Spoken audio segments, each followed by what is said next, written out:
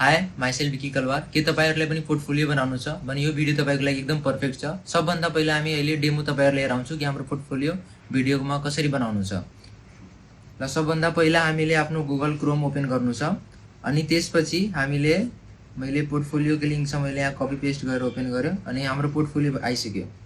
अनि त्यसपछि पोर्टफोलियोको हाम्रो यो अबाउट सेक्सन भइसक्यो, स्किल भइसक्यो, प्रोजेक्ट भइसक्यो, एक्सपिरियन्स भइसक्यो। प्रोजेक्टको पुरा डिटेल्स यसमा छ। तपाईको डिजिटल शोकेस यहाँबाट यो पोर्टफोलियोबाट हुन्छ। यो डिफ्रेन्ट रिस्पोन्सिभ पनि छ। डिफ्रेन्ट स्क्रिन साइजमा पनि ओपन हुन्छ। आइफोनमा यसरी हेरिन्छ यो। अनि त्यसपछि स्यामसङको यसको लुक यस्तो छ।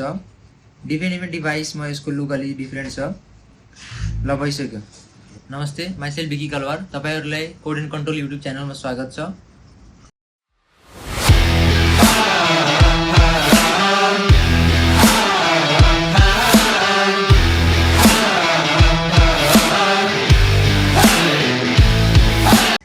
हाम्रो आजको टपिक पोर्टफोलियो बनाउने हो। पोर्टफोलियो बनाउन भन्दा अघि हामीले बुझ्नु पर्यो पोर्टफोलियो के हो। पोर्टफोलियो भन्नाले हामी बुझ्न सक्छौं त्यो हाम्रो एउटा डिजिटल आइडेन्टिटी हो जुन अरु कसैले पनि हाम्रो त्यहाँ लिंक क्लिक गरेर अनि हाम्रो बारेमा केही हेर्न सक्छ। अनलाइन कसैले पनि हामीले हायर गर्न सक्छ जबको लागि अरु केहीको लागि पनि। त्यसैले हामी पोर्टफोलियो बनाउँछौं। पोर्टफोलियो के हो? पोर्टफोलियो एउटा डिजिटल आइडेन्टिटी हो। त्यहाँ हामी आफ्नो स्किल, एक्सपिरियन्स, जब के गर्दैछौ, के स्किल छ हाम्रो त्यो सब त्यहाँ आफ्नो पोर्टफोलियोमा एन्ट्री हाल्छौ अनि त्यही हाम्रो पोर्टफोलियो हो। तपाईहरुले टेन्सन लिनु पर्दैन पोर्टफोलियो बनाउनको लागि। सबभन्दा पहिला हामीले एआई युज गर्नेछौं जुन हाम्रो लभेबल हो। लभेबलमा हामी आफ्नो पोर्टफोलियोको प्रोम्प्ट हालेर त्यहाँबाट क्रिएट खिचेपछि त्यो मतलब जस्तो प्रोम्प्ट छ त्यो अनुसार त्यो हाम्रो लागि पोर्टफोलियो बनाइदिन्छ। अनि त्यो जुन प्रोम्प्ट छ मैले त्यो डिस्क्रिप्सनमा हालिदिएछु। तपाईहरुले कुनै टेन्सन लिनु परेन। डाइरेक्ट त्यो प्रोम्प्टलाई कपी गर्नु छ अनि प्रोम्प्टलाई कपी गरेपछि एकछिन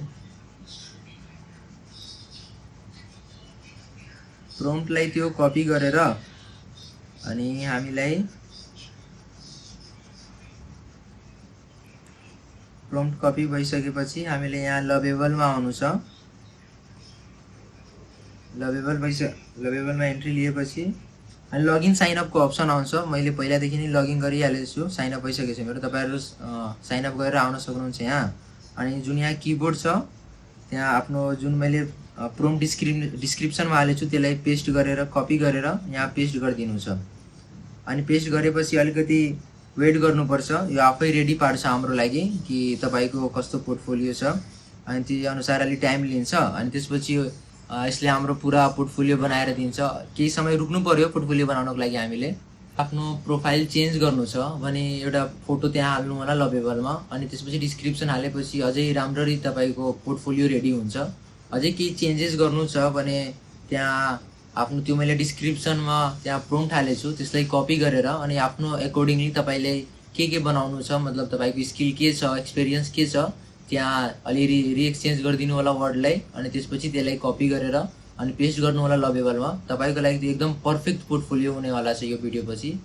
यो वेबसाइटको सबभन्दा इम्पोर्टेन्ट टपिक छ यो पोर्टफोलियोलाई कसरी लन्च गर्ने हो। सबभन्दा पहिला पोर्टफोलियो लन्चमा क्लिक गर्ने हो। अनि त्यसपछि एडिट गर्नु छ के नाम राख्नु पर्यो भने मैले आफ्नो नाम राख्छु यहाँ विक्की।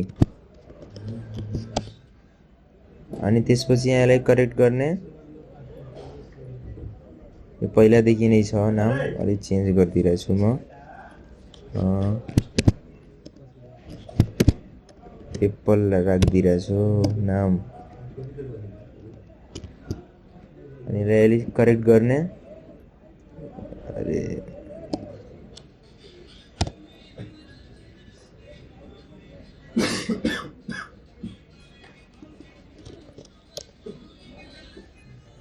मैले आफ्नो नाम यस्तै र्यान्डम राखिदिरहेछु।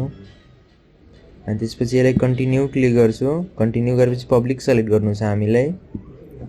अनि त्यसपछि डिस्क्रिप्सनमा केही हाल्नु छ भने राख्दा हुन्छ। म त यतिकै यसले छोड्छु। अनि कन्टिन्यू गर्ने हो यहाँ तल। त्यसपछि युआरएल यता आइहाल्छ। तपाईको वेबसाइट एक्सेस भइहाल्छ। यहाँ सबजना एक्सेस गर्न सक्छ। अनि पब्लिक क्लिक गर्ने हो यहाँबाट। त्यसपछि अलि प्रोसेसिङ गरेर हामीले लिंक दिन्छ। एकछिन टाइम लाग्छ अलि वेट गर्नु पर्यो हामीले। अनि त्यो लिङ्कलाई हामीले कपी गरेर, अहिले आउँछ लिङ्क एकछिनमा, त्यो लिङ्कलाई कपी गरेर हामी आफ्नो इन्स्टाग्राम, लिङ्कडिन कहीँ पनि त्यो आफ्नो एज अ पोर्टफोलियो जस्तो त्यहाँ हामी लिङ्क हाल्न सक्छौँ। त्यो लिङ्क क्लिक गर्ने बित्तिकै कसैले पनि हाम्रो पर्सनल इन्फर्मेसन जान्न सक्छ। यस्तो लिङ्क आयो, मैले कपी गरेर यहाँ रन गरिदिइसकेको छु। यो हाम्रो फाइनल आउटपुट हो। एकदम सेम टु सेम तपाईँको पनि यस्तै पोर्टफोलियो बन्नवाला छ। ल भइसक्यो, हाम्रो फाइनल आउटपुट भइसक्यो। अब